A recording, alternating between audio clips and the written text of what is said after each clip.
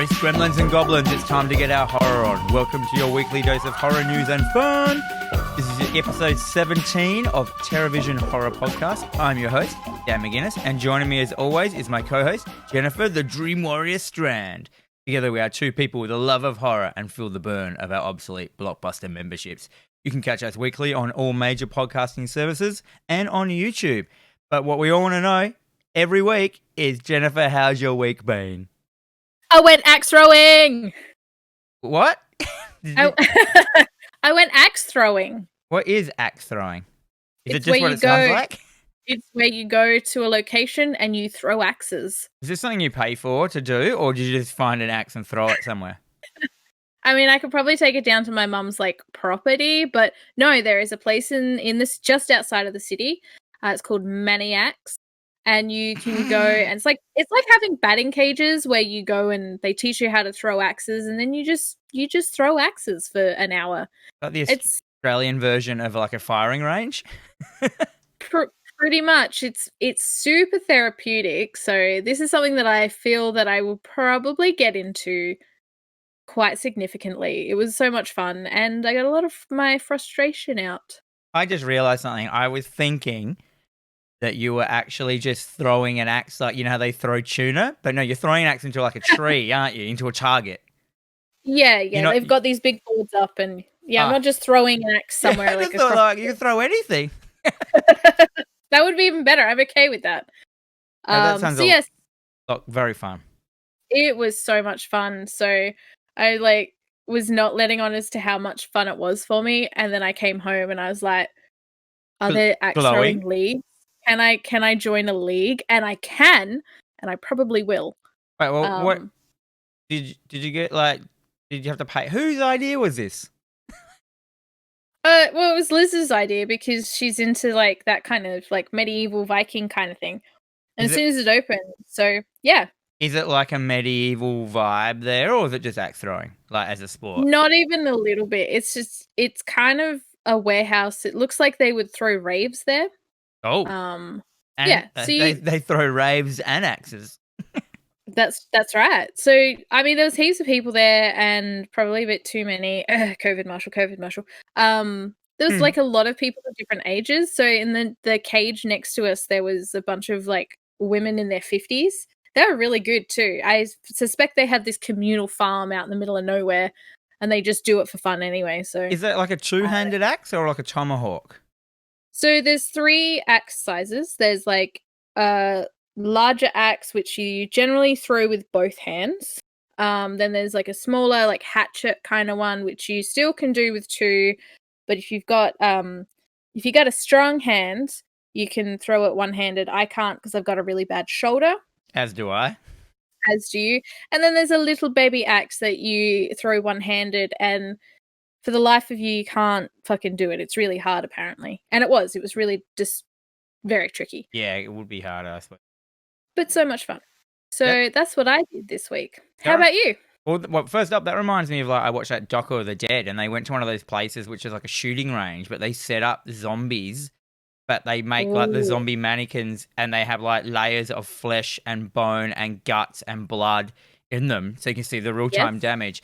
But they don't. He goes, we don't just fill them up with blood, so you shoot it once and all the blood runs out. It's got pockets of blood all over it, so you can keep shooting it. And I'm like, that you should set one of them up in Adelaide, but with axe throwing. Or just a whole bunch of zombie-esque things, like javelins or just things that you'd throw at zombies. Yeah, just you can have whatever. That sounds amazing. Okay, let's do that. Let's make that happen. Write that down. I'll write that. What did I do? So this week, I didn't throw anything, not on purpose. No. It was my baby Miles' first birthday this week, so I saw the pictures. He's so cute. Yeah, he just turned 1. It's a bit of a non-event birthday, if you know what I mean. It's more for us. We're we did it for a whole year. Kill me. And but the downside of my weekend is we went to a family picnic, and my what is she? My sister-in-law. She no, she's not my sister-in-law. She's my brother-in-law's wife. I don't know what she is. Sure. Doesn't matter. She made a cheesecake, and I ate a bit. So I'm not allowed to eat it because I'm pre-diabetic, and it killed me. I had to lay down for like 2 days. I've just gotten up from it. No. But it was damn good cheesecake. So it was worth the 2-day lay down. You should have seen how fast I ate it. It was comical. I was just like, oh my God, and just pushed it into my mouth, and I'm like, worth it. And then I'm like, just do your best Kirby impersonation. You're like, yeah, bring it in. Well, I actually had to lay down, and I had to sleep at the picnic. It hit me so quickly. Oh no! Oh damn! All right. No. But moving on. Let's do our homework. So every week, Jennifer and I set ourselves 3 horror movies to watch, and then we talk about them together the following week. We have a scoring system, which I'm going to quickly go over really quickly. So A is for every awesome, everyone should watch. B is for beer and chicken wings group movie. F is for fun and dumb. C is for classic that's worth a watch. G is for good for its time, but it hasn't held up. J is for a Jen special. D is for a Dan special. W is for like whatever. And S is for shit. And I've noticed you've added a new one, Jen, which is F, which is this is fucked. Yeah, I'll come up with a different one because I know we've already got an F in there. But yeah, this one. Yeah, the double F. This one deserved an additional. Yeah, FF. Yeah, dude, and it's fucking fucked. I think that still doesn't describe how I feel about this film, but we'll get there. We'll get there. We'll get there. All right, so the first film that we watched this week was The Leprechaun from 1993. It was directed by Mark Jones, who also directed Rumpelstiltskin in 1995. And to tell you the truth, I don't think he's done much more.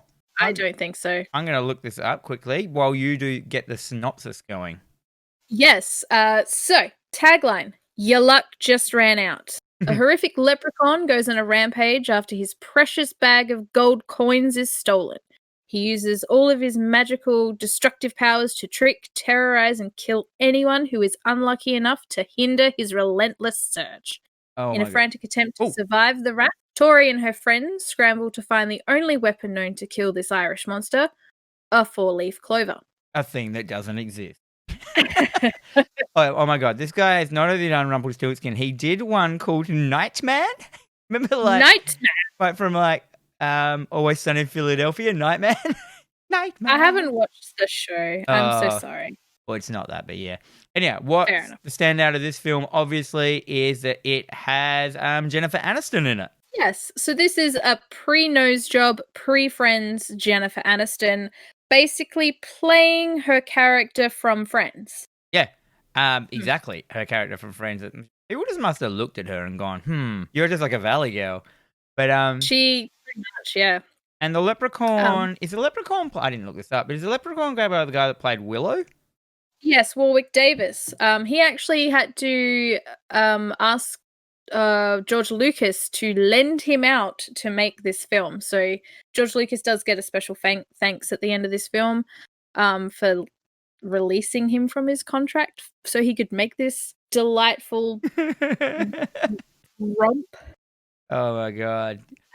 Jennifer Aniston is ashamed and denies this movie's existence to this day. So she's not lent into it, and I feel bad for her. Man, he's been in like nearly all of the Star Wars films. Yes. He's played like Wicket.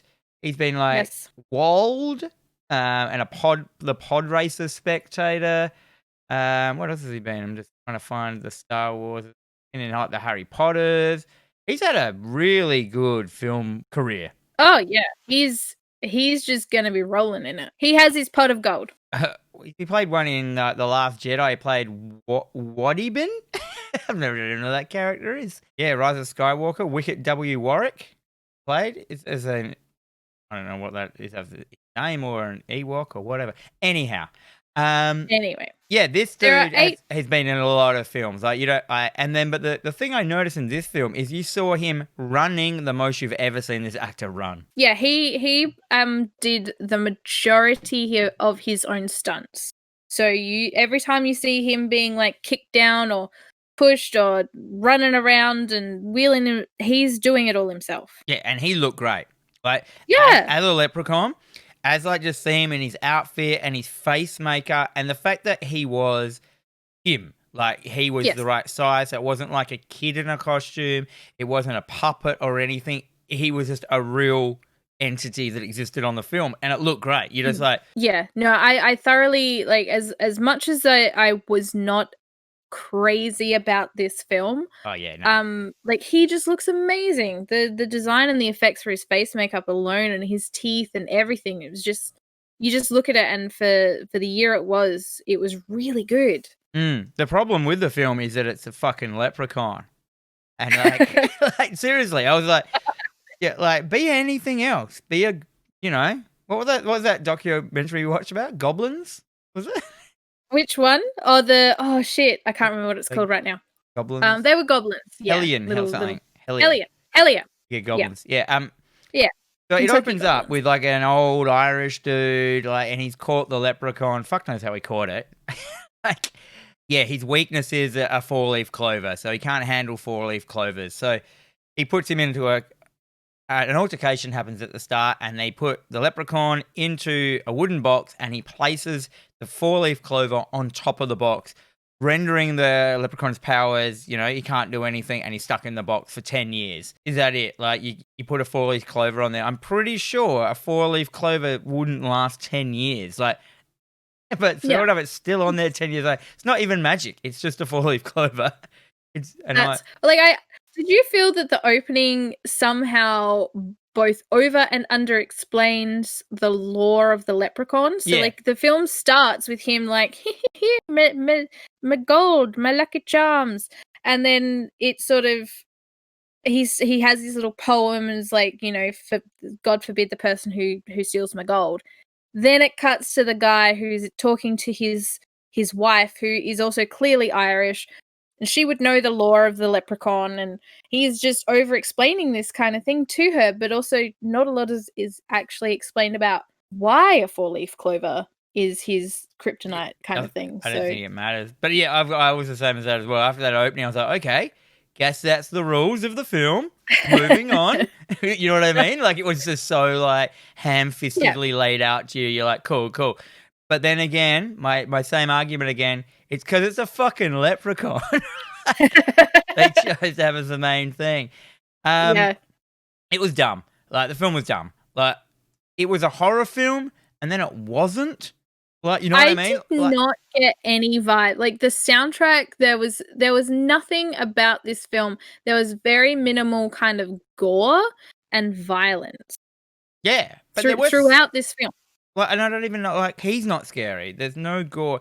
But then it started, like, and there was, like, that woods chase scene. He's chasing the policeman through the woods for fucking, like, half the film, just, like, going, here I am, like, popping out behind trees and shit. But the thing I did like about it is that how he has his weakness is shoes. Like, he has to be, because he's a leprechaun, he has to shine shoes. And so there's one bit where they, like, to get away from him, they just throw shoes at him. And he's like, oh, no. And has to keep picking them up and cleaning them. Why didn't they just do that forever? Like, every time they were in a situation. Like, just lock him in a shoe shop. It's fine. And the other thing is, problem solved. Like, so you got the main cast. You've got you got a guy. You got Jennifer Aniston. You've got like a small child, and you've got like a kind of a big slow dude who's like he's a bozo. Yeah, but he's also like a bit handicapped or disabled. Like best friend's a little kid who's smarter than him and stuff like that. Anyhow, like a dummy. Yeah. So they meet the leprechaun. This is what I noticed. And they react to the leprechaun as if they know what he's done to everyone else, but they don't know that. So they're all scared of him for some reason. And at no point, until later on in the film, should they be scared of him? Do you know what I mean? Like, I'm like, why are you guys scared of him? He's just laughing and yelling and running around. And up until this point, you'd never even seen that he hurts people. But you were still, like, scared for your life because as if, like, you've read the script, you had to be scared in that point. But yeah. Yeah. Well, I think it was very interesting because, like, Ozzy obviously is this guy who he kind of makes up stories. So that's a slow guy, Ozzy, yeah. Just the week prior, he'd called up the police and he was reporting in, like, UFO sightings. So of course it's kind of like the the cry wolf kind of thing. So he's the one time he actually goes, "Oh my god, I've seen a fucking leprechaun," and they're like, you didn't, but okay. And then all of a sudden it's there, and they're like, "Oh shit, he's telling the truth." Yeah. So I'm like, yeah, that it worked, but it didn't. Yeah, because there were so many things that didn't make sense. There's a bit where suddenly the leprechaun just bursts out of a shed in a tiny little leprechaun car. Like tiny, like it's a tiny little car. And it just hits into like a truck, and the truck flips, and I'm like, that doesn't make any sense at all. Like, there's not a magic car. Like, and no. And then there was did you notice there was a whole bunch of scenes that were from other films? There was like the phone bit, which was like the Freddy bit where the tongue came out the phone, but a little claw came out the phone. Yeah. I noted that down as the take my strong hand. Yeah. And there was the Freddy, and there was also like the bit where the leprechaun got his hand stuck on the stove and he used the egg flip to get it off, and that happened later on down the track, and that happens in Army of Darkness as well when Ash puts his face on it on the stove and he gets it off with the flipper. Yeah. So I think generally speaking, they started filming this. So I think the director or whoever was writing it, he started doing this in 1985. So he'd been working on it for a number of years. And it wasn't until I think Warwick Davis got the script, and he must have just realized that it really wasn't that good. So he decided, he's like, look, I'm going to make this a little bit more funny. So they ended up turning it into more of like a horror comedy to sort of balance out the fact that it really wasn't that scary. Yeah, it really was. It really wasn't. No. I mean, they had a budget of $1 million. It grossed to $8.6 million. That's a win. It is. It did very well on VHS. It's had a bit of a resurgence, mostly because Jennifer Aniston's in it. Yeah. I think once people go, "Oh, Leprechaun," that I've never heard of that. Well, Jennifer Aniston's in it. Oh, I'm going to give that a watch. And then 8 films later. Oh my god! I cannot believe this franchise has 8 films. Like, he goes to space, he goes to the hood, and then there's like an origin story and a return story. I think Warwick Davis is in act like probably 6 out of the 8 as well. So he really just went with it. It is crazy that there are like a whole bunch of them. And I like that he has to have his 100 coins, and he's like line, which is the only thing I could remember about it is like, "Where's me gold?" And he constantly says that, Leprechaun 4 in space. Yeah. It's called In the Hood. In the Hood. I was really sort of struggling. I think he played a little bit fast and loose with his Irish accent, though, because it sort of became it when it depends on what he was talking about at the time. Instead of saying "my," it'd be like, "Where's me gold?" And I don't know. Oh well, we're not gonna we don't watch this film for its historical reenactments. Well, we don't. I did enjoy the pogo scene, but again, this film had stupid. It was stupid, and I loved it. With a pogo stick, and it just didn't look good. That's what annoyed me about it. And then they shoot him with a shotgun, and he falls down. And he wakes back up, and they just keep shooting him like every time. And like, "Oh, we got him," and I'm like, "Why would you think shooting him's gonna hurt him? You've just shot him like 4 or 5 times. It's clearly not gonna do shit." Yeah, well, what they should have done is shot him because it knocks him out, and then gone up and put the shotgun in his mouth and blown his head off. At least try that, but they didn't. They'd knock him out, and they go, "We have to get away before he wakes up." And I'm like, just shoot him in the face at least to see if that helps. And then in the end, of course, they fight. The kid fires they find a 4-leaf clover, which is very unlikely, but they do. Yeah. And they fire it into the leprechaun's mouth with a slingshot. And of course, he starts melting, and he melted exactly the same as Spike in Gremlins. Did you notice? Yes. Like, it was the same vibe and everything. And I was just like, and I thought they really could have done, they could have kept that going for a little bit longer, I thought. Like, had the comeback a couple of times, like, you know what I mean? Like, he falls down the well, and he kind of like sticks his face up, and he just punches his face in or something like that, like the main like tough guy. But they really could have done like him, like shoot him in the face, and then blowing his head up. So you get a melting and a head explode. Or they could have done him jumping out like for that last scare, and then him like exploding his head with the shotgun. Like Jennifer Yeah, see, that Aniston could would've have been done it, good. or just something cool like that. Like, but if him Yeah. just like to start melting and fall in a well, and it's kind of like you're standing there with a shotgun. You've never fired. Like I think she's got it, and she's never fired it. And I'm like, No, no. anyhow, I mean, yeah. yeah, I mean, it was just I like the bit where he sort of comes out of the well and half his face is melted off and it's all kind of like skeletal and whatnot. But that was about it. I think that was probably the most gore within the film. Yeah, the last 10 minutes of this film was definitely the best.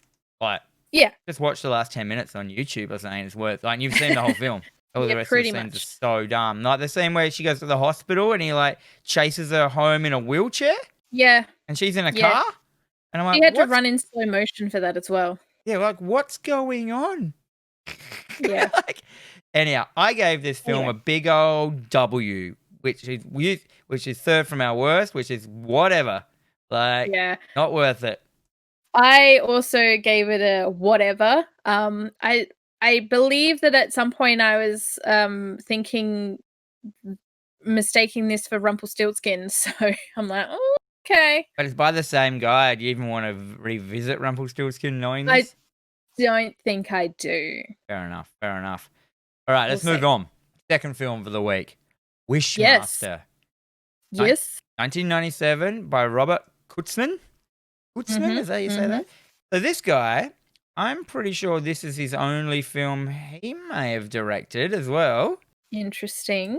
But he's primarily known as a makeup guy. So he's like the makeup guy on Dusk Till Dawn, Doctor Sleep just recently, the Haunting Hill House. What's that show called? The Haunting House Hill, whatever it's called. Oh, the Haunting of Hill House. That's it. Yeah, so he is mostly known for that. Yeah, I was just like, didn't really know how to take that. Well, it's interesting. I think if you obviously rather than being a director who's gone through the schools and doing all this, it's a step in the door if you do a bunch of horror movie special effects, and then it's like, I'll do it. Sure, let this guy direct this film. But this guy's main thing, if you look at his like IMDb, he's done like 118 films as the lead makeup artist, and then like a couple of directing things. So he didn't make it. You know what I mean? He didn't make it as a director, but he's probably a damn good makeup artist, which is a great thing to be. He's done Bubba Hotep. He's done like so many things. The Green Mile, like you know what I mean. He's worked on Pulp Fiction, Doppelganger. That with Shannon Doherty. Oh no, it was Drew Barrymore. Sorry. People Under the Stairs. I love People Under the Stairs. Yeah, he's done so many good. Like Evil Dead 2 he worked on. Night of the Creeps. Like this dude is a makeup. Nightmare on Elm Street 3. 4. Sorry. Dream Child. Oh, that's 5. Yeah, so anyhow, he is primarily a very well-known, probably very, very, very good makeup artist who fucking doesn't make very good film. That's fine. Which then leads us into what is this film about? Yeah. So be careful what you wish for. The Jinn, having been released from his ancient prison, seeks to capture the soul of the woman who discovered him, thereby opening a portal and freeing his fellow Jinn to take over the earth. That's pretty much the idea of the film. Was that really what it was about, though? Like, I didn't know there were other jinns involved. I thought it was just hell on earth. Yeah, I think the way he was describing it in one of his solo monologues was that he was going to, he had to claim 7 souls, and then he claims his souls, he goes to her, she gets 3 wishes. Once she's done her 3 wishes, then he can release the rest of the jinn, and then they'll come to Earth, and obviously it'll just be like a... I love the 7 souls bit. It just gives you a chance to do 7 scenes of violence, which is cool. And he can't hurt you. He can only grant you wishes, but he always grants them in a way that's violent towards you. So if you're just he takes everything out of context the most way he possibly can. Yeah. So there's one scene where he's talking to a shop assistant, and she's a very beautiful woman, and he's like, "Oh, wouldn't you wish to stay beautiful forever?" And she's like, yes. And so he just turns her into a mannequin because, yeah, sure. Yeah, Then exactly. Yeah, she's so it's always fearful a for it. double-edged sword with the wishes. Like, Yeah, so yeah, he grants like one person a wish. Like, you get a wish, and then when he calls it in, you die. So your wish yeah, actually costs you your life. So you get one wish out of him. You don't know that, and then once he's yeah. done 7 wishes, he gets all the power from you and your soul, and then he has to go on and get the main person who woken up to give him 3 wishes. And it's stupid. It doesn't really matter. The main thing about this film that saved it is that I think Wes Craven had a lot to do with this film. Yes, yes, he did. He produced it, so it was one of those Wes Craven presents kind of films, kind of much like the Eli Roth presents films. I feel Wes So that Craven did a lot more. I reckon he was there doing stuff because there's so many scenes. Did you notice halfway through the movie the Jinn kind of turns into Freddy Krueger? Like his a style of little bit, yeah, like he even like goes like he starts swearing, like going like fuck that and shit or whatever he yeah. said. Like um yeah, and then the other thing is the film where I can see you've got written down here as well is like there's so many like horror cameos in this film. Yeah, so Kane Hodder is in it, Ted Raimi, he gets like squished in the first 10 minutes of the film. I think it's Tony in that. Todd's in it. Yeah, so they Kane Hodder's from Friday the 13th, Ted Raimi's from Evil Dead Yes. 2, Tony Todd's from Candyman. You can go on. Yeah. And then there's Reddy Bannister, who was in Phantasm, Angus Scrim, also from Phantasm. There's Buck Flower. He's not a big name guy, but he has like small cameo bits in so many films, including The Fog, They Live, Maniac Cop, that kind of thing. So this is just right with horror cameos, which is really cool because we will get to it, but there is this one scene between the Jinn and Tony Todd. And for those of you who have seen this film, his voice is amazing. Like, I want him to narrate children's books. The Jinn. The Jinn, Yeah, yeah. yeah, yeah. So, and of course, Tony Todd, he's got a strong voice. And then it's like a voice off between the two where they're just sort of talking at each other. And I'm just like, oh my God, talk more, narrate books, do things. Talk to me. Talk to me. Yeah, that was like a high point for me. My high points were just like the big gore moments that they had. So it opens. It's got a great opening, strong opening. Oh, the opening is amazing. So it's basically set in the olden days, wherever it was, Egyptian time or something like that. And the guy, his wish is like, show me wonders. And of course, and it's very Hellraiser vibe. Yeah. As Yes. in, like, if you gave if the Cenobites could do wishes and you said, show me wonders, this is what they'd show you. So you obviously, to them, wonders is, skeletons. The guy's skeleton that bursts out of his own body is one of the greatest like moments in. Like, I was just like, oh my God, this is so good. Yeah. It's just a cacophony of gore, like the opening, Yeah. like of just like weird shit happening. Like it doesn't make any sense. It doesn't have to make sense because it's wonders. But Yeah. and then basically they do the exactly. same scene again at the end. The young girl who's the main protagonist, she's the one who releases him from his little gem. So basically, during this Aramaic time, he is obviously a sorcerer comes along and was like, no Jinn, and like traps him in a gem where he stays for thousands of years until he is released. The young girl who releases him is super boring and looks like the girl from My Girl, but is not. I thought she was the girl from. I kept looking at her, going, "Oh, it's that girl from this and that," and it never was. She's just like the every girl. She just looks like every actor. Yeah. Like She's just your typical blonde hair, blue eye kind of, and she was boring to watch. She was boring to listen to. She didn't have a lot of personality to her. So I understand. Okay, if you die, you die. Whatever. I don't care. yeah, basically, film is like got some great gory moments. The Jinn, like halfway through, becomes quite funny, and I enjoyed it once he got funny and stuff like that. I was like, oh yeah, I can do this. He should have been like that from the start instead of like we're so serious at the start, and then it just goes so silly at the end. But the silliness is the only thing this film had, which is like the other thing is like the Jinn when he's a human. Why is every woman so attracted to that man? He was so bad looking. I said the same thing. He is not an attractive man.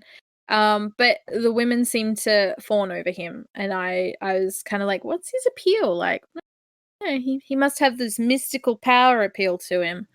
But like, I really enjoyed the the design of him as he was evolving, as opposed to his final Jinn form. Like with bits coming out his back and stuff like that. Like Yes, that scene where he does the merman crawl from Cabin in the Woods, where where he's like has his fucking merman. He's crawling across the floor, and he looked really good as he was it was like goopy, it was slimy, it was just things were coming out of him. It was great. He also reminded me of remember in Poltergeist 2 when he drinks a tequila worm and vomits that man up. Yes, right. That's what it reminded me of. But yeah, Merman's good as well. Right. Merman. How good is it? How many times the Jinn just monologues to himself? Oh, that annoyed me so. I'm like, who are you talking to? Yeah. There's no. Why are you smoking? Yeah, I mean, you got a great voice, sure, but he must have loved the sound of his own voice, which he did have a good voice. I'll give him that. Most villains do like the sound of their own voice, though. That's why Freddy Krueger talks so much. Yeah, with that, and as I said, that's why he reminded me at the end. He was very Freddy Krueger, and he was very facetious and a bit naughty, a bit naughty, a bit like he's winking at the screen with the line. He's almost everything he says is for us, which is weird, but without actually breaking the fourth wall. Yeah, so. but it wasn't scary. It was just I gave it an F for fun and dumb, which it was. It was fun and a dumb film. It was. Like, I remember this was a first time watch for me. So this was a trailer that was on my Scream 2 VHS when I was a kid. So I always just remember this film, but I never actually saw it. It didn't disappoint. I did definitely give it an F for fun and dumb. I wouldn't quite put it in the beer and chicken wing. No. Route. Yeah. You wouldn't I invite your mates and I go, dude, let's watch this. Yeah, it's gonna be silly. It is silly. Like, at one point he's got hair. I don't know if you noticed his hair that kind of looked like poop hair, and then it was like moving freely on its own, and that was really off-putting for me. Also, we turned it into a bit of a drinking game at one point. It's like, have a drink every time he said Alex.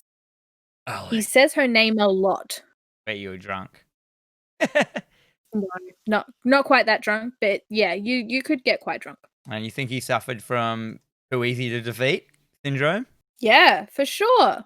All of a sudden, he's outsmarted by this girl. And, at one point, he's like, oh, you'll never outsmart me. I'm like, I am, eons of years old. Yeah, I'm forever. You're just a girl. Yeah. And then she's like, well, bam, here's my wish. And he's like, fuck. Yeah, she got me. Outwishes him by what did she wish for in the end? What was it? Okay, so, I mean, for those of you who have seen it, this film's like 20-something years old. Yeah, so no one's going to watch it.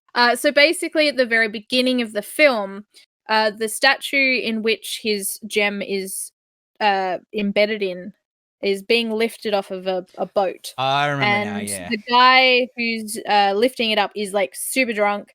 He fucks up and then it drops and it squishes a Ted Raimi, and basically this guy picks up the gem. So she wishes that the guy who was handling it all wasn't drinking on the day. Yeah, and so therefore it never smashed and the jewel never came. Or she could have just said, I wish you never existed. That's true. She did wish for him to blow his head off at one point, and he's like, okay, bam. He's like, that hurt like hell, but didn't work. Yeah, but if you just say I wish for 1,000 more wishes.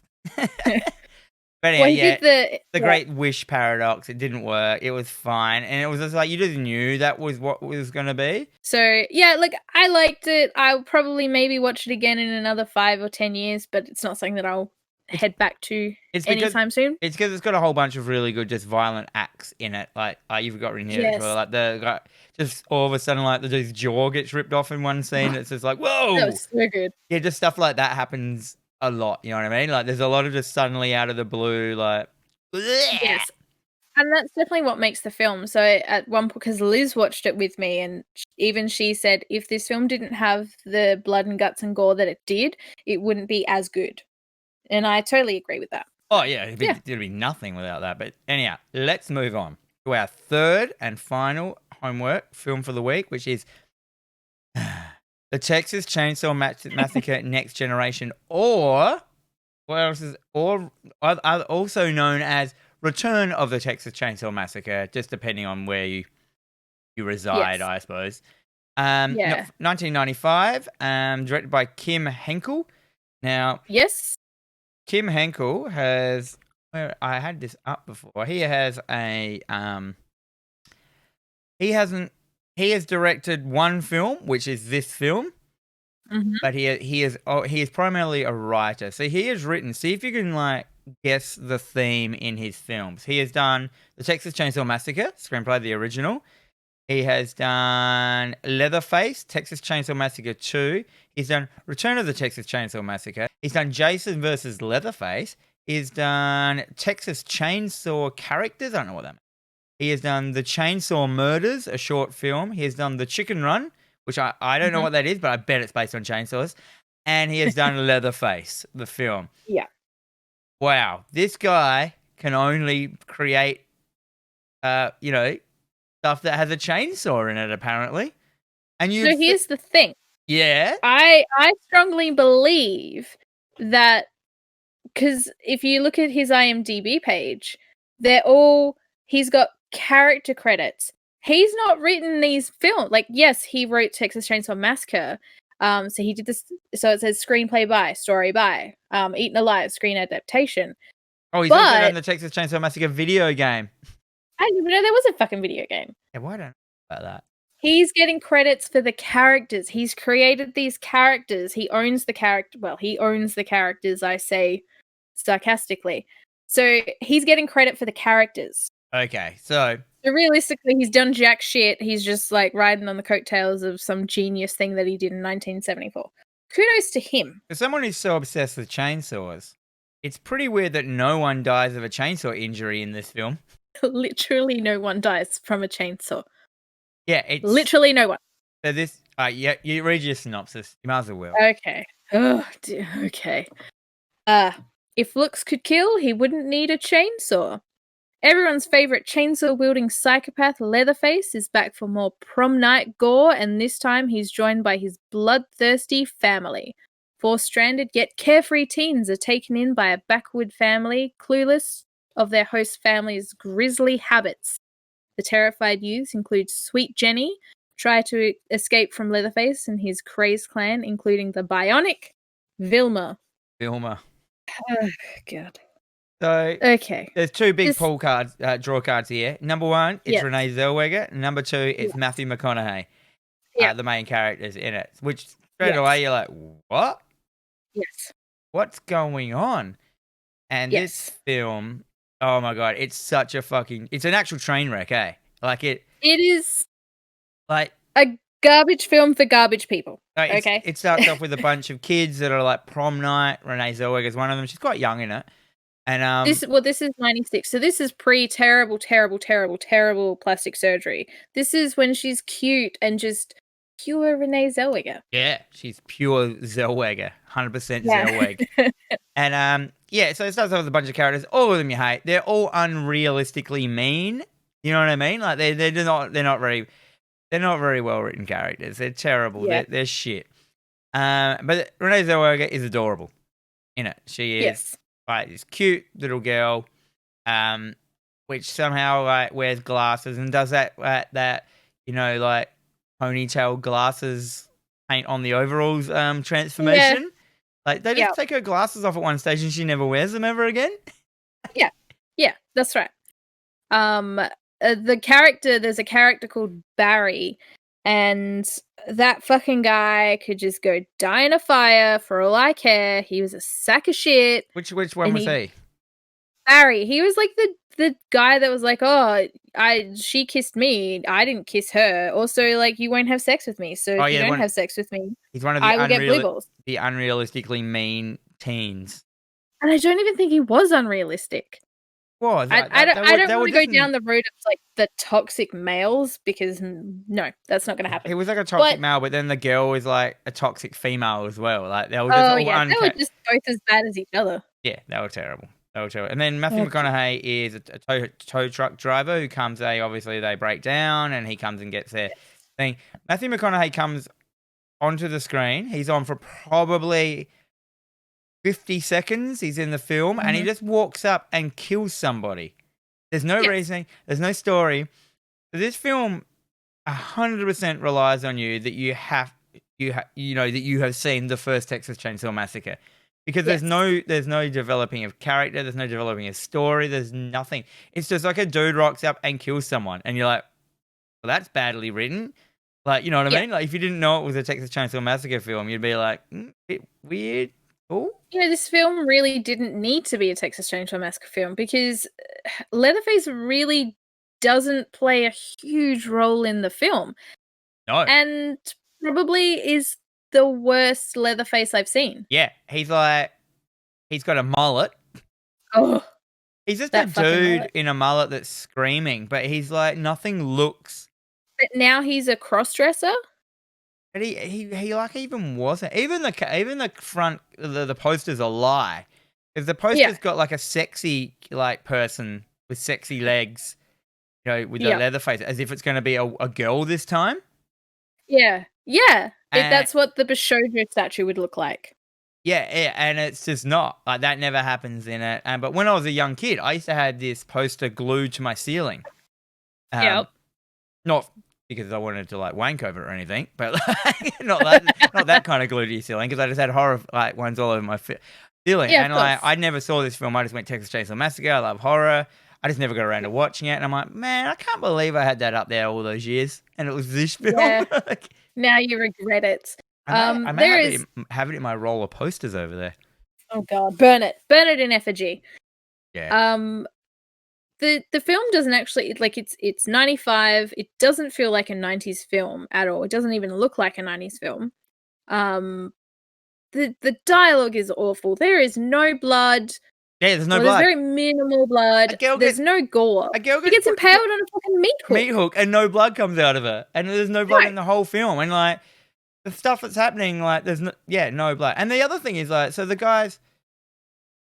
meathead, like, jock teen as like looking for his girlfriend who's been like kidnapped.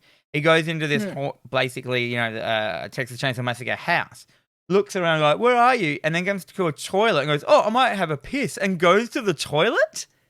Yeah, this isn't your house. Not your house. You're looking for someone who's missing. Like, why do you go to the toilet? Like, no. How did he die? I don't even remember his death, and that's frustrating. I don't think it ever showed it ever again.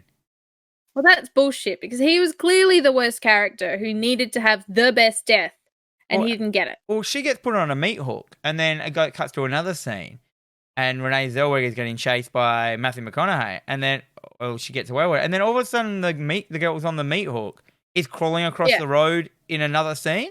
Like, there's nothing. You can't get off a meat hook. Yes. No, there is no way. This film is like panned, like critically panned by like fans, by actual critics. I mean, kudos to Renee Zellweger, who she's not ashamed of this film. Like, she's actively come out and she's like, I think the quote here is, "It was a lot of fun. It was my first role, really.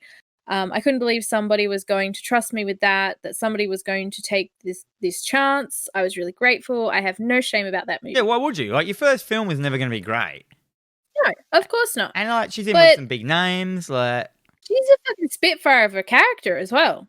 Like, she's amazing. No, but except some of her scenes were delivered really weird. Did you notice, like, she was like, sometimes she was reacting really well, like scared, and then she just like stop and not be scared for a while and just ask really weird questions. She's like, "Where are we going? Yeah.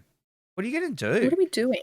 Yeah, and after you know what I mean? Like, she did that a couple of times, and I think that's just bad direction. Like, they were probably doing the scenes out of order, and she didn't know how she was supposed to act in that scene. Like, she didn't know what had happened before it. But like, there were times where she was like super panicked and scared, and she was doing really well. And then other scenes, she's just very nonchalant about what's happening. Yeah. And then I did like her transformation at the end when she just turns into a fucking badass and just like tells her, "Sit the she's fuck like, down." "And you, get out." No, yeah, that was great. That was kind Matthew McConaughey. He chews the fucking scenery. I strongly believe that, just like, okay, here's the script. Here's a line of cocaine. Have at it.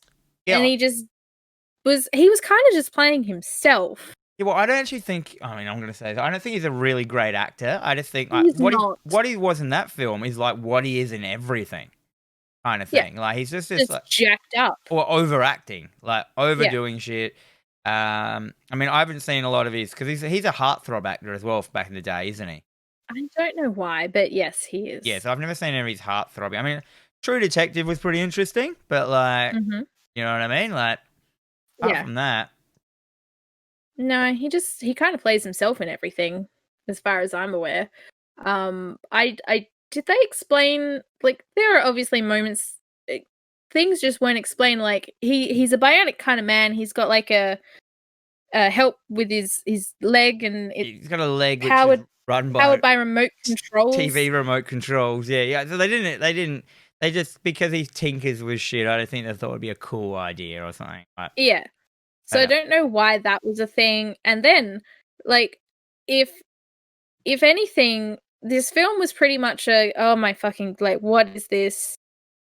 This is terrible, this is terrible, this is terrible. And then all of a sudden, they're talking about the Illuminati. yeah, like it's all like fucking So the family are conspiracy. involved in the Illuminati. And I'm like, what the fuck? Yeah, Fuck this film. A dude comes in a suit and make people lick his nipples and shit or whatever He's it was. got like 3 nipples, there's nipple what the fuck was this film? Yeah, and it was like he was like an agent. They mentioned stuff like the assassination of Kennedy. So he's like an elite. This dude's like a full-on killer agent, but when he's not doing jobs, he's just too crazy kind of thing. Yeah. Or whatever. And this is what happens. And yeah, the best part though is that for some reason, she's running away from him at the end from Matthew McConaughey, Renee Zellweger, and for no reason, a plane comes out of nowhere, flies low, and hits him with the propeller. And I'm like, what? Why did that plane? Why did you do that? Why is you there? Why are you? Like, he was spraying crops, and then he must have had the aerial view of like, oh, there's a girl running. Oh, there's something running with a chainsaw. It didn't even show a pilot or anything. It was just a plane that appeared. Yeah, so basically kills Matthew McConaughey's character, which then leads Leatherface like, oh no, I'm sad, then to recreate the ending sequence of the original film. Just has him spinning. Just, this film is terrible. Yeah. And then, there was one thing I wanted to ask you. Who was that fucking lady at the end in the hospital? Okay, so, while they're in hospital, they're discussing about how they've heard many stories and they've seen people like, well, we hear about this all the time. Like, what the hell happened? So the woman being wheeled on the gurney was Marilyn Burns, who was the surviving final girl from the original Texas Chainsaw Massacre movie. I thought so they didn't really explain that. They didn't, but I think, I mean, obviously because it had been like a bunch, like 10, 20 years since Texas Chainsaw, so she's definitely. Oh, I've lost you now. The guy wheeling the gurney was actually one of the other characters in the film. The guy in the wheelchair. So he was wheeling the gurney. And so they exchanged the glance, and it's like, oh, I know you've seen shit, I've seen shit, we've seen the same shit. Just yeah, it just so overall, this film was shit. It's like, for a start, I'm willing to sit through a shit film if it has some good violence and scenes. There was no violence. Yes. No. Any violence that happened off screen, and even the violence that happened on screen didn't involve any blood or anything. There was tedious scenes. There was tedious acting. There was like 4 scenes that didn't make any sense. There were so many scenes that just went on and on. Fuck this film. Given it, yes, I'm changing my thing to a double F as well. Fucking fuck. Yep. Like, so my overall rating was, it's an S for shit, and it was an FF for fuck this film. Fuck. I will never watch this. This isn't even like, oh guys, do you want to watch some really stupid, crazy film? No. This is I'm glad I've watched it. I can tick it off the list. Fuck this film. I am never watching it again. Yep. Agreed. Let's move straight on to horror news. Yes, every week me and Jen take you through the horror news you need to know about. Welcome to horror news.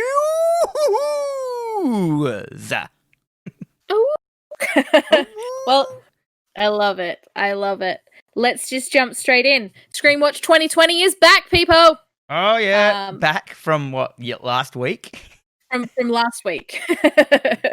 So Paramount Pictures announced, I I want to say it was announced today. It was not announced today. It was announced on the 28th of August that Scream will remain canon with Wes Craven's film, which is great. That's what we want to hear. Mhm. And it will be releasing January 14, 2022. We've got a date and everything. And if it's canon, We do. it has to have Neve Campbell in it. I'm sorry. I know. I'm sorry. But like, if Just it's canon, hating. it's canon. Yeah. You can't have it without her. So, shit, I'll get off the pot. I'm so ready for this. Are you excited? Oh, I'm so excited. That is a I fair get long very time. excited. Right, January. How many months is that? We're nearly September basically. September, So it's October, basically November, like another year away. Oh, it's 22, not 21. Yeah. I was like, oh man, Okay. they haven't got long to make it. No. Like, I definitely feel that if we didn't have so many restrictions and issues with COVID and America just, I don't know what they're doing at the moment, we might have had it next year, like October sometime maybe. But yeah, but still, we've got a date. I mean, if I was We're excited. if I was a filmmaker at the moment, I'd be, my rap date to be pretty far down the track. You know what I mean? Like, you'd be like, I'm not gonna risk fucking everything up. Yeah, but yeah, I think cinemas are just starting up again now, aren't they? Yeah, so I've been very patiently waiting. So my local cinema is the Gawler Cinema, and it is the cinema that time forgot. It's still very 80s looking, and I love it.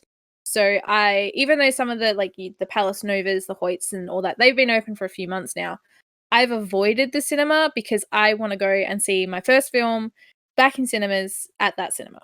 Well, it's not that. Is there hasn't even been really anything released on cinema. No. Like, they've been playing like old films, but I think isn't Tenet one of the first ones coming back, and Bill and Ted or something like that?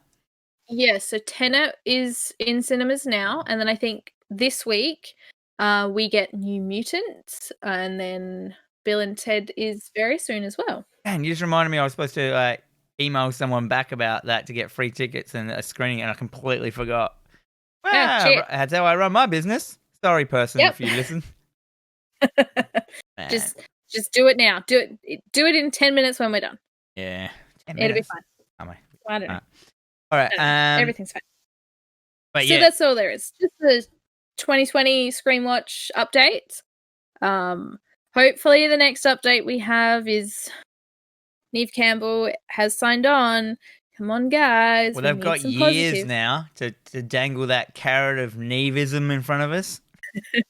This is true. They're going to dangle it. If they... I mean, I'm going to be really upset if they're like, she's back, and then she just has like a Drew Barrymore cameo where she dies in the first few minutes. I'm going to be really upset. Well, they can't kill her. You can't kill Sydney Prescott in a stream. You'd be better off not to have her in it if you're just going to kill her off in the first couple of minutes. Nah, you'd... Yeah.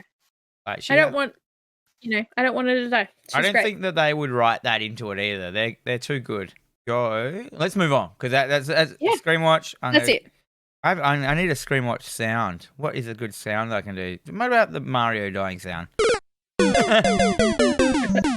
get an actual one. Just like a phone ringing or something. Oh. Okay. So, the Texas Chainsaw Massacre reboot will trash footage and start over with a new director. Oh, I know a great director that's good at chainsaw films. Well, we do now. Yeah, so let's get old Kim Henkel onto it. Like, why not? He could get old mate McConaughey on there, and they can just have a 2-hour film of just a conversation with Leatherface in the background, sitting there going, "Interesting." Yeah, there was a lot of I don't know if you noticed, there was a lot of staring off into the distance coming from Leatherface in this film. It's just a lot of be in the scene. Yeah, I'm here, guys, and I'm doing a really good job of being here. Yeah, there was heaps of yelling and screaming in it, but for no reason, because my baby, they say with a baby, you're not supposed to have sounds of human suffering and screaming around a baby. Well, that's smart. And it's hard for when you have a horror podcast and I have to watch 3 horror films a week. And there was just a scene where I was just like, this one probably won't have much screaming in it. and it just had like so much screaming for no reason. It was just like, oh my god! And I started singing to my baby over the. It's okay. Like, nah, turn it off. La la la la la la la. You can't hear the screaming. I mean, there's no reason for the person to be screaming because nothing's happening to her, but no, nothing is happening. You could have just had the subtitles on and it's just like screams. Yeah. Screams again. Anyhow. Pig squeals. Screams. So Texas Chainsaw Massacre Reboot will trash everything and start over again with a new director. So what happened? Okay.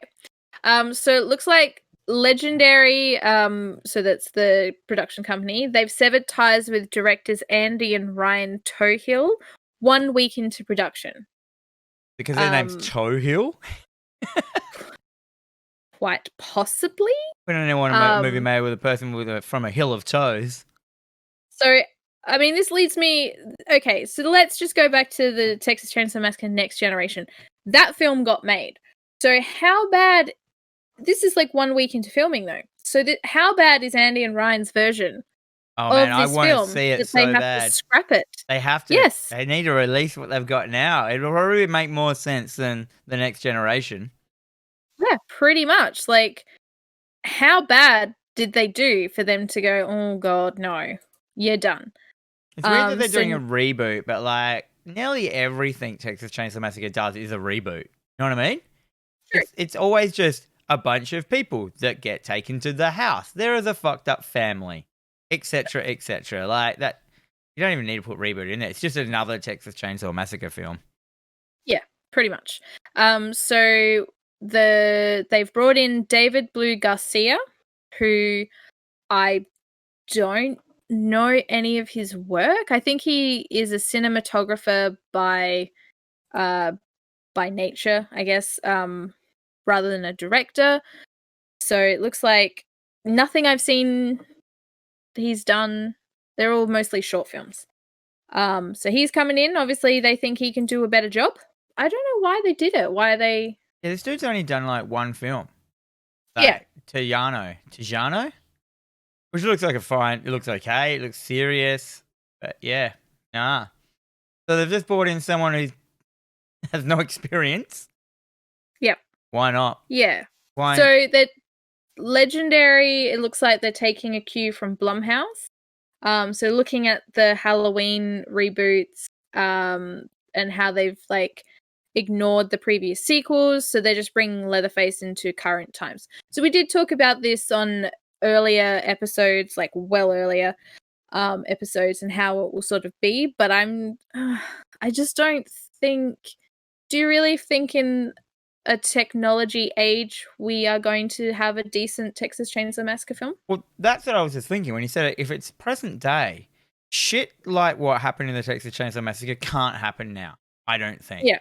I think there's too much technology, there's too much policing, there's too much Google Map, there's too much Google in the world that, like, for this shit to go unseen, do you know what I mean? Like, because the whole point is that they'll say... Then again, I haven't been all around the world. Then again, there might be places in backwater America where this place probably could actually still happen, that places that have no internet or anything like that. I'm sure there's places that still don't have bloody electricity.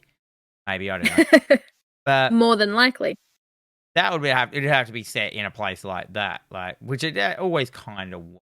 But yeah, so it probably... No, I've just convinced myself. It could work. It could work, yeah. It should be fine. I mean, it's very interesting. So I watched the movie Spree yesterday, which is Joe Keery, young Steve Harrington from Stranger Things. He plays a spree driver who basically goes on a killing spree. What's a spree? Spree's like an Uber in America. Oh, okay. Yeah, and so he basically like live feeds his evening killing people and like trying to teach people the lesson, just to get more views and followers, and it's kind of a bit desperate, but you know, that leads me to believe, okay, well, you get these young teenagers who break down on the side of the road and they're just live tweeting to their 50,000 followers, because that's how many followers kids have nowadays, and you know, then Leatherface comes along and they're like, oh, look at this guy. There you go. Problem solved. He's on the internet. They're going to come. They're going to like look at where it is, and End of story. So is that what you think is gonna happen, or that's what you think would probably happen? Like someone would That's just. That's what I think's probably going to happen. Because I don't think there's many places where people live that is out of phone service, or am I just being naive about that? Like, I mean, all they have to do is just go, there's no phone service out there and there's no internet. And I'll be like, okay, cool. You've just explained like how it can exist in modern day. But why would you have it in modern day if you had to have those excuses? Why wouldn't you just do it in a period piece? Oh, period pieces are expensive. So what? Fucking man up, you cowards. Well, I mean, like they could have said it in the 90s because hell, 90s fashion is real big right now. All this clothes that I see kids wearing now, I'm like, oh, I got picked on for wearing that in 1995. Cool. It's popular now. Great. Just chuck it in the 90s. Yeah, 90s is fine. And everyone's nostalgic. If Captain Marvel has told me anything, people hate films in the 90s. Young people who didn't live through the 90s don't like it in films. All I hear is, Captain Marvel's boring. I went, it's because it was a love letter to the 90s, not like millennials. Is that why they hated Captain Marvel? I'm pretty certain there were other reasons they hated it. I thought it was fine. I really liked it. It was great. I really liked Captain Marvel. Really enjoyable. Like, they're like, it's boring. I'm like, how can you say it's boring? Like, she bloody flies through 1,000 spaceships. It was probably boring because women can't be superheroes. Or a Black Widow. I thought, that's right, she has no power. Right. Well, it's like the guy that I kicked out of my shop. He's like, girls aren't funny. Talking about the Ghostbusters reboot. I'm like, you can leave.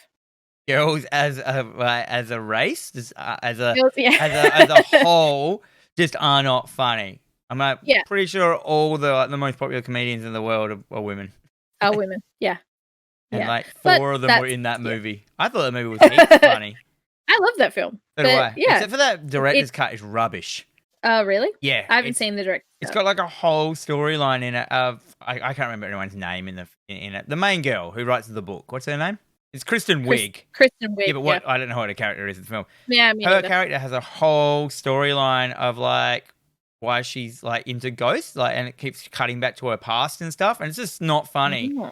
It's not that it's not. It's. I'm not saying she's not funny, but like it's she's hilarious. I mean, it's not needed. They mentioned it in the film in a passing comment, and that's all you needed. In this, it goes into a massive story, and no part of that flashback is funny. Where I just want funny scenes. You know what I mean? Like So, and they stuff like that, and then they do like alternative versions of the jokes. You know when they do that, and it just falls flat. Yeah. Or they keep a joke going. Like they've already said the line, and they usually will cut it, but they keep it going. And it was just like, and I didn't realize it. And I was watching it going, I remember this to be heaps better. And I got about halfway through, and I'm like, this isn't right. I don't remember any of this shit. And I remember laughing. And then I realized that a certain line I was waiting for just never came. And I was like, there's something wrong. Something wrong. But that's the thing with comedians, male or female, that a lot of the time it's just riffing and they just keep going until they get a good punchline or a different punchline. So a lot of the time with these films, a lot of it is just ad-libbed, and they've kind of got to edit it to make it not so long and drawn out. Which is where, like, in the 40-Year-Old Virgin, the scene where they're playing the video games going, you know how I know you're gay? That's all completely ad-libbed. Just so happened that the whole thing bloody well worked, and they just shoved it into the film. Didn't the 40-Year-Old Virgin heaps of that was ad-libbed? Like all the waxing scene and stuff like that? Oh my god, yeah. That poor scene. That poor scene. And that's the thing with comedy is, and especially when you've got large groups of comedians that all have different styles, you kind of got to work with all of them. So, that's why we have blooper reels. Exactly. What do you want to see this next Texas Chainsaw Massacre reboot do? You just want a redo of the first film? I don't know. I mean, I enjoyed the reboot that they did back in 2003. That was really good. I don't know. I don't really think I want to... I get them all confused around that 2003 time. Is this the one that has... Because I thought Evil Dead had it in it, but it didn't. No, it's the reboot of where the hitchhiker shoots himself in the face, and then the camera goes through his head and out. Yes, it's a woman. Is that the one you mean? Yes. Yeah, that was cool fun. Yeah, that was good. But that's all I remember of that film. Yeah. The rest of the film's really good. It's very enjoyable. From what I can recall, this one is meant to be where he's like older. He was old anyway. Yeah. So I don't know if they're going to aim to be like, okay, well, let's forget all the other films that happened. This is a sequel to the first one, and which means he's going to be like, I don't know, how old is Gunnar Hansen now? Like 70 or 80. He's just going to be this old guy wearing a mask, being like, chainsaw, being old. So I don't know. I don't think there's anything there's nothing new you can do with it. Don't they like a lot of the old Texas Chainsaws as they went on, just making like different versions and stuff? Like his chainsaw kept getting bigger, like the blade. Yes. They should just have this one. He's got like a 7-foot blade. He can't even lift because he's old. He just puts it on a motorized wheelchair and drives after them. He's got a little sidecar for his wheelchair, and he's just like, "I'm gonna get you, gonna get you." You can see why we don't make films. Right? No, this is why we should make films. But yeah, so he's definitely, the Texas Chainsaw Massacre franchise is not like your Friday the 13th or Nightmare on Elm Street. There's no sort of supernatural element to it. It's just shot in the back roads of Texas. There's not much you can do with it. Yeah, they could call it Texas Chainsaw Mobile. And it's just like a car that drives around with all chainsaws sticking out of it, and they're all in it. It's like a portable house, like, instead of Massacre Mobile, and they just cruise around America, just chopping up people as they drive through, listening to Richard Marx Hazard. It's all just like a giant Winnebago. Yeah, with chainsaws outside. I'd be okay with that. Let's watch that. And then at the end, giant chainsaws come out the side, like as big as wings, and they fly off. Oh God! Into the sunset. I'd still watch that. That is still a better idea than Texas Chainsaw Massacre: The Next Generation. Texas Chainsaw Mobile. Write that down. Go Mobile. All right, we've Texas Chainsaw Go Mobile. Oh man, why not? It's fine. All right, next story. So yeah. All right, this one's for you, Dan. Ooh. Well, this one's for everyone. So Netflix has confirmed that a Resident Evil live-action TV series is in the works. Oh, yeah. Oh. I don't know if you saw, I did post the tweet on Facebook the other day, so... Let's just hope they scrap the films. Yes. As much as the films are like a dessert for me, as in, a cheeky delight, whatever they call it, I don't like them that much, but I still watch every one of them, and I still enjoy every one of them, but I never felt like it really gives justice to Resident Evil what it could do. It's just a cool sci-fi, horror, fantasy franchise, which is kind of cool fun and stuff like that, and it kind of evolved from itself as well. It just kept going and changing and doing its own thing, moving further and further and further away from the games, until they started kind of bringing it back, do you remember? Yeah. He's not the Red Queen in it and stuff. And anyhow. Yeah. But yes, so Andrew Dabb from Supernatural is serving as showrunner, with Bronwyn Hughes from The Walking Dead on board as an executive producer. And she will also direct the first 2-hour-long episodes. First 2 hour long. Hour long. Not the first 2-hour-long episodes. I mean, you never know. So Netflix released the following statement, which says... Netflix. Quote. Netflix. Quote. In the first time... So the movie will take place over 2 different timelines. In the first timeline, 14-year-old sisters Jade and Billy Wesker... Oh, shit. Moved to New Raccoon City, a manufactured corporate town forced on them right as adolescents in full swing. But more time they spend there, the more they come to realize that the town is more than it seems, and their father may be concealing dark secrets. Secrets that could Wesker destroy Senior. the world. Right? Yeah, sorry. So they are secrets that could destroy the world. Cut to the second timeline, well over a decade into the future, there are less than 15 million people on Earth and more than 6 billion monsters, people and animals infected with the T-virus. Jade, now 30, struggles to survive in this new world while the secrets from her past about her sister and her father continue to haunt her. And herself. Mm. Yeah, right. That sounds okay. Doesn't sound much like. I would just been happy with a bunch of military guys going to a mansion. Yeah. You know what I mean? And playing that Resident Evil storyline out where they just go to the mansion, get called there, and they keep getting. Remember, it keeps getting deeper and deeper, and then there's labs, and then there's all that. And I just would have been happy with that. Just a reenactment of the first Resident Evil game as a TV show acted well. That would have been happy for me. But this sounds okay. Yeah. This sounds a lot more thought out. It could just be a so- fucking hot ham though, like piece of shit. But like. Well, there's only going to be 8 episodes, so you know it's not going to be one of these 26 episodes, super long, drawn out, like, oh god, it's all filler kind of episodes. Yeah, I wonder what it's going to be like. So now it just sort of comes down to casting. Doesn't matter because these are new characters. Yeah. I mean, obviously, she rebels, obviously, because we all know that Wesker ends up basically running Umbrella. Yeah. For some fucking reason. He doesn't, even though he's on the Stars team in the first Resident Evil game. He's in their team and goes into the mansion with them. Doesn't really make sense. Sure.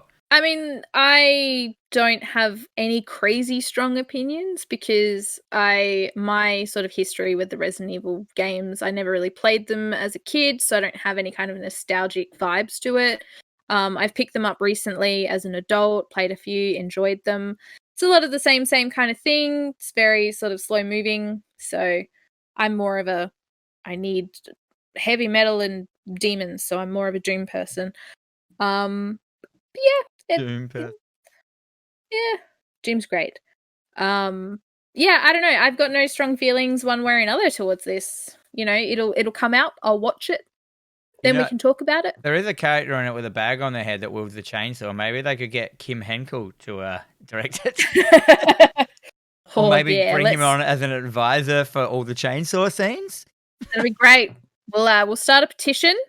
It'll be glorious. Yeah, Henkel for advisor. And then in brackets for chainsaw scenes. Don't let him do anything else. Leads me to wonder, will they bring in Miller for this? Will she have a supporting role at all? I hope not, because she's not part of Resident Evil, in my opinion. That's its own universe. That's its own timeline. I'm more worried that, like, what they should do, like I said, is just have it the first game. And it's the main characters that is going into this thing. It's a mansion. It's a survival. If it's only going to be 8 episodes, it's just about them going down deep into the labs trying to get out. Just zombies, and then eventually you get like the lickers and stuff like that, and it's a full survival kind of show. Like locking yourselves in labs, trying to get keys, finding the right, crank to go with the right insignia to fit into this slot. Just make it super Resident Evil, but just do it well. I know I can just yell out, just do it well, and that's harder than it sounds. But I don't know. That's what if I romanticize that, what I want to see, it'll be that. I know deep down, my subconscious is saying, Dan, that's a fucking stupid idea. It'll just be shit, and you know it. Is it though? Because, I mean, you look at The Walking Dead. The Walking Dead is just a video game TV show. Like, every episode, it's the same formula. Oh, we need to go into the prison, but the prison has zombies. We got to clear the zombies. The zombies are cleared. Oh, look, zombies. The zombies come back in. It's ongoing. It is a video game TV show, so who knows? Like that idea might work. Other than that, they could just fix it. Do from like Resident Evil 7 and have it that they're not just the zombies; they're just the infected people. But then again, infected people's been done now to death, hasn't it? Yes. Yeah, this is why I'm not a real big fan of like the zombie genre as a whole. It needs to be something different and unique to catch the attention. Yeah, that's true. So, I mean, their little write-up here does sound pretty cool. 2 timelines, taking it from the other perspective. Having Wesker as a main character is pretty cool. No mention of Leon or Jill or Leon Kennedy? I remember. Yes. No mention of them. They could come in, for cameos or whatever, but like, if it's set, that was 1990, was it 1995 they went into the mansion, maybe they don't count the game's date as when it happened. Yeah. I don't know.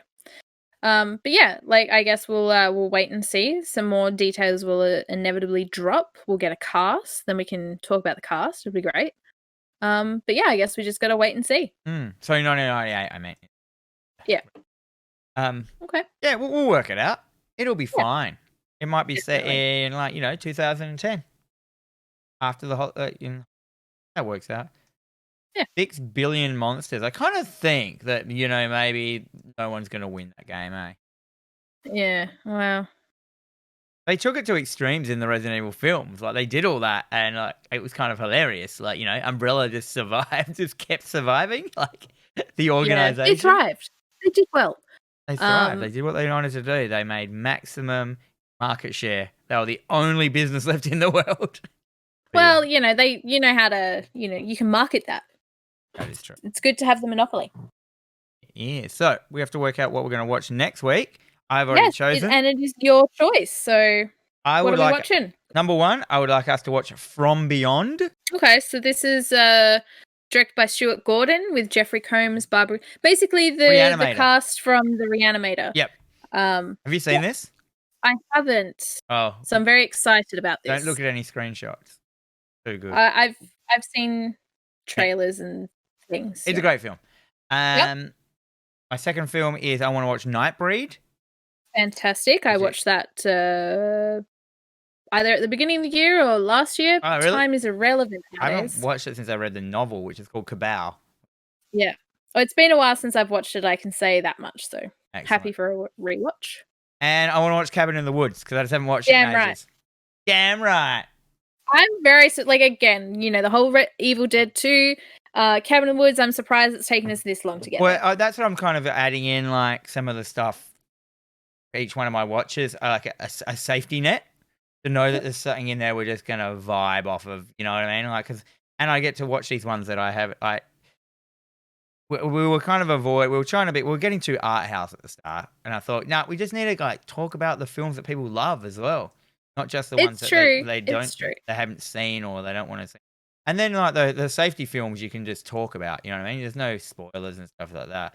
We will be talking about what happens at the end of Cabin in the Woods. So if you haven't seen it, you need to watch this film before next week, because that film is so good that I know what I'm going to give it straight away. Anyway, all of it. I reckon you can go into the housekeeping now. Fantastic. So thanks, guys. You've been listening to TerrorVision Horror Podcast with Dan and Jennifer. Our podcast is available on all streaming services: SoundCloud, Stitcher, Spotify, iTunes, iHeartRadio, basically wherever any good podcast is located.